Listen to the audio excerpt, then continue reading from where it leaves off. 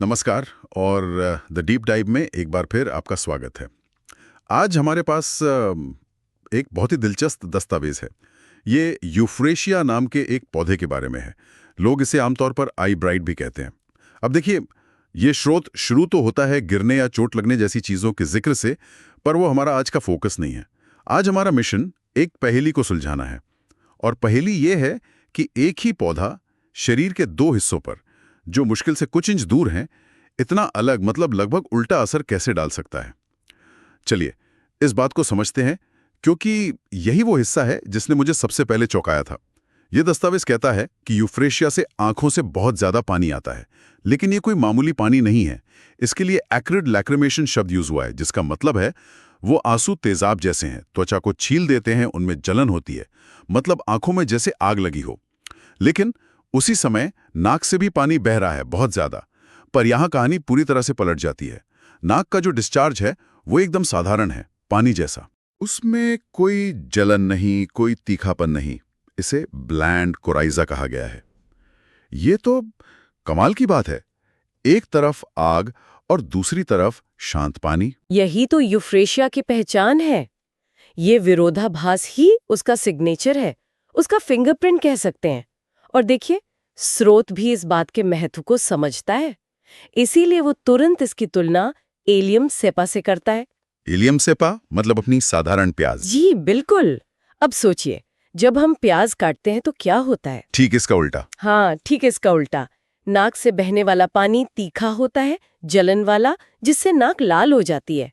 और आंखों से जो पानी आता है वो बिल्कुल साधारण होता है। एग्जैक्टली। तो ये स्रोत हमें एक तरह का कोड दे रहा है। वो कह रहा है, अगर आग आंखों में है और नाक शांत है तो यूफ्रेशिया सोचो, और अगर आग नाक में है और आंखें शांत है तो प्याज के बारे में सोचो। चिकित्सा की कुछ पद्धतियों में, खासकर होम्योपैथी में, लक्षणों की ये बारीकियां ही सब कुछ हैं। ये सिर्फ जुकाम नहीं है, ये एक बहुत ही विशिष्ट पैटर्न है, और यही पैटर्न सही दवा तक पहुंचने का रास्ता दिखाता है। अच्छा, तो ये एक तरह का नेविगेशन सिस्टम है, सिर्फ लक्षणों की लिस्ट नहीं बल्कि एक नक्शा है। चलिए इस नक्शे पर थोड़ा और आगे बढ़ते हैं और आंखों वाले हिस्से पर जूम इन करते हैं, क्योंकि स्रोत सिर्फ जलन वाले आंसू कहकर रुक नहीं जाता, वो और भी गहराई में जाता है। वो कहता है आंखें हर समय पानी से भरी रहती हैं और सुबह के समय पलकें चिपक जाती हैं और पलकों के किनारे लाल सूजे हुए और उनमें जलन होती है। तो ये सिर्फ एक केमिकल रिएक्शन नहीं है, ये तो आंखों में एक पूरी सूजन और जलन की स्थिति है। बिल्कुल, ये एक पूरी तस्वीर बनाता है। ये अलग थलग लक्षण नहीं है, ये एक कहानी कह रहे हैं। कहानी ये है कि आंखों की जो म्यूकस मेम्ब्रेन है वो एक तरह के हमले का सामना कर रही है। ग्रंथियां जरूरत से ज्यादा और गलत तरह का तरल पदार्थ बना रही हैं, और रात भर में वो डिस्चार्ज जमा होकर सुबह पलकों को चिपका देता है। सूजन और लाली हमें बताती है कि शरीर की रक्त वाहिकाएं भी इस लड़ाई में शामिल हो गई हैं, और इसमें सुबह के समय स्थिति का बिगड़ना एक और महत्वपूर्ण सुराग है। Morning aggravation. जी, मॉर्निंग एग्रीवेशन। ये हमें बताता है कि शरीर के आराम की स्थिति के बाद, मतलब रात भर लेटने के बाद, ये समस्या और भी गंभीर महसूस होती है। ये सब मिलकर एक बहुत ही सटीक चित्र पेश करते हैं। ठीक है, तो आंखों की स्थिति तो काफी गंभीर लग रही है, लेकिन जो बात मुझे हैरान कर रही है वो ये कि ये जलन, ये आक्रामकता नाक तक पहुंचते पहुंचते पूरी तरह गायब कैसे हो जाती है। चलिए अब नाक और गले के लक्षणों की ओर बढ़ते हैं, क्योंकि यहां भी स्रोत हमें कुछ बहुत ही अजीब बातें बताता है। एक लाइन है, सुबह के समय बहुत ज्यादा जुकाम, साथ में तेज खांसी और बहुत सारा बलगम। ये तो ठीक है, आम जुकाम जैसा लगता है, लेकिन इसके बाद जो लाइन आती है वो बहुत विशिष्ट है। आप उस उबकाई वाले लक्षण की बात कर रहे हैं ना? हाँ बिल्कुल। स्रोत कहता है सुबह जब कोई गले से एक अप्रिय बलगम को साफ करने की कोशिश करता है तो उसे उबकाई आती है, और यहां तक कि नाश्ता भी उल्टी हो जाता है। ये कितना ज्यादा विशिष्ट है। ये सिर्फ सुबह की खांसी नहीं है, ये एक पूरी चेन रिएक्शन है। बलगम, फिर गला साफ करना, फिर उबकाई और फिर उल्टी। ये तो बहुत ही ज्यादा संवेदनशील प्रतिक्रिया लग रही है। और ये संवेदनशीलता ही यहाँ मुख्य शब्द है। ये हमें बताता है कि शरीर की प्रतिक्रियाएं कितनी ज्यादा बढ़ गई हैं। एक छोटी सी क्रिया जैसे गला साफ करना, जो हम सब दिन में कई बार करते हैं, हाँ, वो एक इतनी बड़ी शारीरिक प्रतिक्रिया को जन्म दे रही है। ये हमें उस व्यक्ति के नर्वस सिस्टम की स्थिति के बारे में बताता है। स्रोत में एक और बात लिखी है, जानबूझकर खंखारने पर बहुत सारा बलगम निकलता है और ये सुबह उठने पर और भी ज्यादा होता है। ये सब मिलकर हमें एक ऐसी तस्वीर देते हैं जहां शरीर का ऊपरी श्वसन तंत्र बहुत ज्यादा रिएक्टिव है, बलगम से भरा हुआ है, लेकिन बिना किसी जलन या तीखेपन के। आंखों की आग और गले की इस घबराहट में जमीन आसमान का फर्क है। और यहां से कहानी एक और दिलचस्प मोड़ लेती है, क्योंकि स्रोत इन लक्षणों को कुछ खास बीमारियों के संदर्भ में भी रखता है, जैसे कि काली खांसी, जिसे पर्टुसिस कहते हैं। दस्तावेज के अनुसार अगर काली खांसी में खांसते समय आंखों से बहुत ज्यादा पानी आता है, जो यूफ्रेशिया के मुख्य लक्षण से मेल खाता है, तो ये दवा काम आ सकती है। लेकिन इसके साथ एक बहुत ही अजीब शर्त जुड़ी हुई है। स्रोत कहता है कि खांसी सिर्फ दिन के समय होती है। एक मिनट, क्या मतलब? रात को खांसी पूरी तरह से बंद हो जाती है? ये तो अविश्वसनीय लगता है। ये अविश्वसनीय लग सकता है, लेकिन इस तरह की जानकारी को चिकित्सा की इस प्रणाली में मोडालिटी कहते हैं। मोडालिटी? हाँ, मोडालिटी का मतलब है कौन सी चीज लक्षण को बेहतर या बदतर बनाती है। यहाँ दिन का समय लक्षण को लाता है और रात का समय उसे हटा देता है। ये एक स्विच की तरह है। ये हमें बताता है कि बीमारी का शरीर की प्राकृतिक लय मतलब सर्केडियन रिदम से कोई गहरा संबंध है। ये सिर्फ एक संयोग नहीं है, ये एक पैटर्न है। और इस तरह के अनूठे पैटर्न ही एक दवा को हजारों दूसरी दवाओं से अलग करते हैं। ये एक तरह का अनोखा फिंगरप्रिंट है, एक ऐसी खांसी जो रात में सो जाती है। ये एक बहुत ही शक्तिशाली सुराग है। तो ये मोडालिटी एक तरह का फिल्टर है जो सही दवा को पहचानने में मदद करता है। और स्रोत इस पैटर्न को और भी आगे ले जाता है। जो मुझे सबसे ज्यादा हैरान करने वाला लगा, वो इस लक्षण को अमेनोरिया से जोड़ता है, यानी मासिक धर्म का ना आना। ये कहां से आ गया? हम आंखों, नाक और खांसी की बात कर रहे थे और अचानक से हम महिलाओं के स्वास्थ्य पर पहुंच गए। यही तो शरीर के बारे में सबसे आकर्षक बात है ना? सब कुछ जुड़ा हुआ है।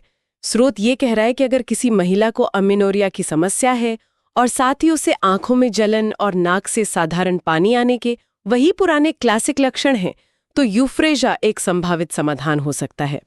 ये हमें दिखाता है कि इस स्रोत के अनुसार यूफ्रेशिया का प्रभाव सिर्फ स्थानीय नहीं है, मतलब सिर्फ आंखों या नाक तक सीमित नहीं है।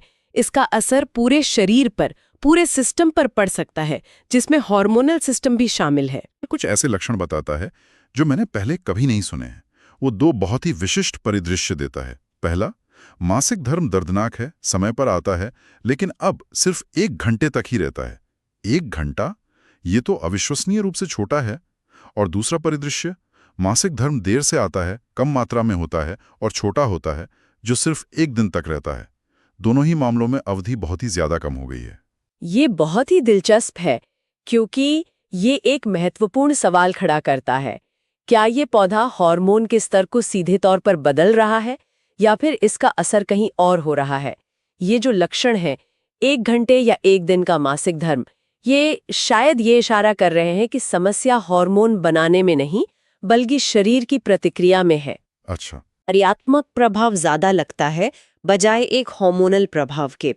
ये एक बहुत ही सूक्ष्म लेकिन महत्वपूर्ण अंतर है और ये दिखाता है कि कैसे एक पौधा, जिसे हम सिर्फ आंखों के लिए जानते हैं, शरीर की इतनी गहरी और जटिल प्रक्रियाओं पर असर डाल सकता है। बिल्कुल, ये तो शरीर के अंदर चल रही एक बहुत ही जटिल बातचीत की तरह लगता है। और इस बातचीत को कौन सी चीजें प्रभावित करती हैं, इस पर भी स्रोत रोशनी डालता है। ये उन स्थितियों की एक सूची देता है जिनसे ये सारे लक्षण बिगड़ते हैं, जिसे एग्रोवेशन कहा गया है। और ये सूची भी बहुत विशिष्ट है। शाम को, बिस्तर में, घर के अंदर गर्मी और नमी से लक्षण बिगड़ते हैं। साथ ही दक्षिण की हवा के संपर्क में आने के बाद और छूने पर भी। इसमें घर के अंदर लक्षणों का बिगड़ना मुझे थोड़ा अजीब लगा। आमतौर पर लोग सोचते हैं कि बाहर की हवा से तबीयत खराब होती है, यहाँ तो घर के अंदर ही हालत खराब हो रही है। ये एक और क्लासिक मोडालिटी है और एक बहुत ही महत्वपूर्ण सुराग। घर के अंदर और गर्मी से लक्षणों का बिगड़ना हमें पल्सिटिला जैसे दूसरे पदार्थों की याद दिलाता है। अच्छा जी, जिन्हें ताजी ठंडी हवा में बेहतर महसूस होता है। और दिलचस्प बात यह है कि स्रोत खुद संबंध यानी रिलेशंस वाले सेक्शन में पल्सिटिला के साथ इसकी समानता का जिक्र करता है, खासकर आंखों के मामलों में। और जैसा कि हमने शुरू में बात की थी, ये एलियम सेपा के साथ इसके विपरीत संबंध को फिर से उजागर करता है। यहाँ दिलचस्प बात यह है कि ये तुलनात्मक विश्लेषण हमें एक पूरी और सूक्ष्म तस्वीर बनाने में मदद करता है। ये केवल लक्षणों की एक सूची नहीं है, बल्कि ये हमें उस पदार्थ को दूसरे पदार्थों के नेटवर्क में उसकी सही जगह पर रखने में मदद करता है। ये हमें बताता है कि ये किस जैसा है और ये किससे बिल्कुल अलग है। एक तरह से उसका पूरा बायोडेटा तैयार कर देता है। तो अगर हम इस पूरी चर्चा को समेटें तो हमने एक पहेली से शुरुआत की थी और अब हमारे पास उस पहेली को सुलझाने के लिए कई सुराग हैं। सबसे बड़ा सुराग यूफ्रेशिया का अनूठा विरोधाभास, आंखों में तेजाब जैसे आंसू और नाक से बहता शांत पानी। दूसरा सुराग, इसके लक्षण सुबह के समय और घर के अंदर की गर्मी में बिगड़ते हैं। और तीसरा सुराग, कुछ अत्यधिक विशिष्ट परिस्थितियां जैसे काली खांसी जो सिर्फ दिन में होती है, या मासिक धर्म जो सिर्फ 1 घंटे या 1 दिन तक ही रहता है। तो इस सब का क्या मतलब है? इसका मतलब ये है कि ये स्रोत हमें अवलोकन की शक्ति के बारे में सिखाता है। ये हमें दिखाता है कि कैसे एक ही पदार्थ शरीर के इतने करीब के 2 हिस्सों पर इतना अलग-अलग और सटीक प्रभाव डाल सकता है। ये हमें याद दिलाता है कि जब हम स्वास्थ्य और बीमारी को देखते हैं तो लक्षणों की बारीकियों पर ध्यान देना कितना जरूरी है। सही कहा। जुकाम या आंखों में जलन कहना काफी नहीं है। डिस्चार्ज की प्रकृति क्या है? क्या वो जलन पैदा कर रहा है? लक्षण किस समय, किस जगह, किस मौसम में बिगड़ते हैं? ये छोटे छोटे विवरण ही सही समझ की कुंजी है। ये स्रोत हमें दिखाता है कि शरीर एक मोनोलिथ नहीं है, ये एक जटिल पारिस्थितिकी तंत्र है जहां अलग अलग हिस्सों में एक ही समय में अलग अलग कहानियां चल सकती हैं। बिल्कुल सही कहा। और ये श्रोताओं के लिए एक अंतिम विचार छोड़ जाता है।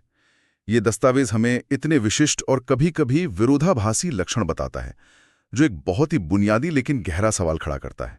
हमारा शरीर बाहरी प्रभावों पर इतनी सूक्ष्म और अलग-अलग प्रतिक्रिया कैसे देता है? कैसे एक ही चीज आंखों में जलन और नाक में शांति पैदा कर सकती है?